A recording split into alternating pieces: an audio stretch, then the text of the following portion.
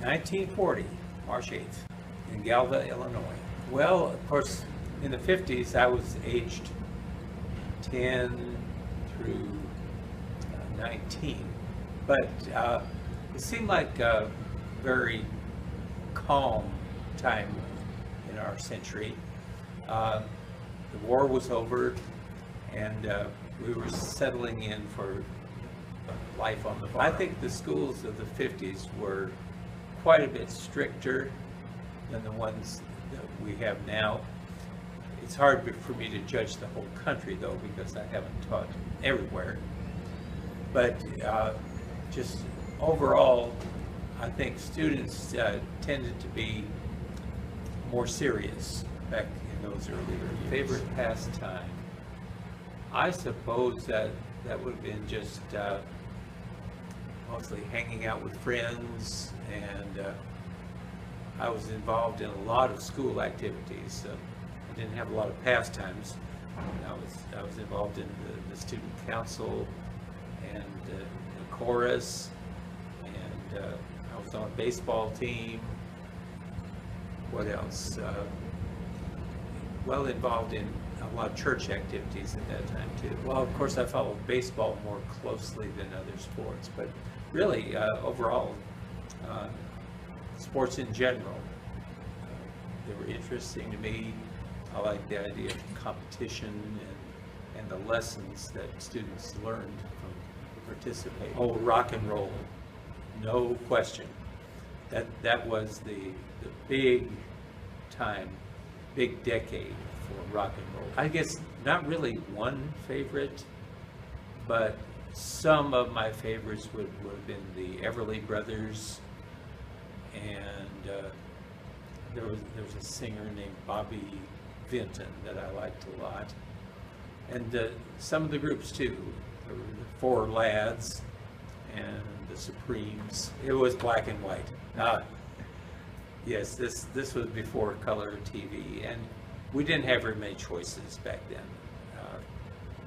Most areas just had 3 channels, if they have that many, and so not a lot of variety. But at the same time, there are a lot of good shows on. I especially like to watch what they call the variety shows, where there'd be an hour's worth of different performers. Where I grew up, we weren't really involved with that at all. We didn't have that issue because this was in Illinois, and the problems centered themselves mostly in the South. I thought sometimes things got a bit out of hand. I think both sides of the issue tended to be a little bit extreme with their approach to trying to solve the problems. Well, I voted for John Kennedy. In fact, he was the first president I ever voted for. And this was in 1962. But, I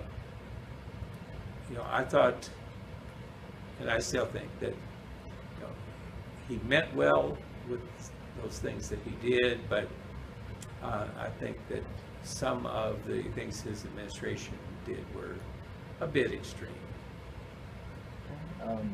Too liberal for my taste, let's put it. I was teaching in Canton, Mississippi at the time. And we heard the announcement during the day, I think early in the afternoon. And a lot of the students started crying.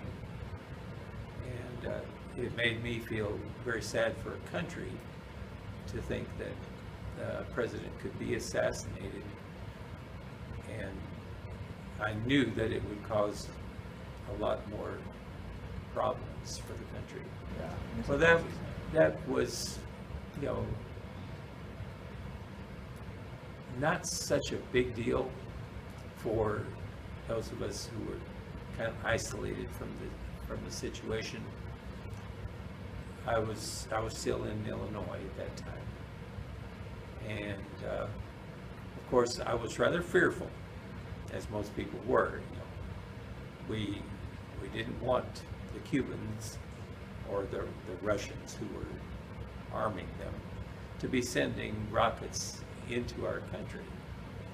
And I think that had a lot of people scared, especially down around Florida and the Gulf Coast area, because they were within range of those missiles. I think that was a mistake. I really do. Because we were fighting over a very, very small territory, and what we were doing really is moving in where the French had been smart enough to move out. And so I thought overall it was not a wise war to get into, because we never did win. The war just kind of stopped without a victory. If I could change one thing, well, it's kind of a broad thing. I think that we have done the political correctness thing too much.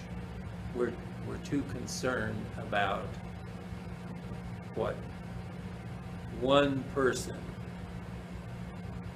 can do to upset everything in an area, just because it's not politically correct to do certain things. And so now I think people have gotten so they're afraid to do just about everything, because somebody somewhere is going to be objecting to it. And I think that people have gotten way too sensitive. I know I might feel differently if I were part of a small group that feels kind of discriminated against. I might feel differently about that, but at the same time, we have to look out for what the whole country needs, and not try to satisfy the wants and desires of every small group that's out there.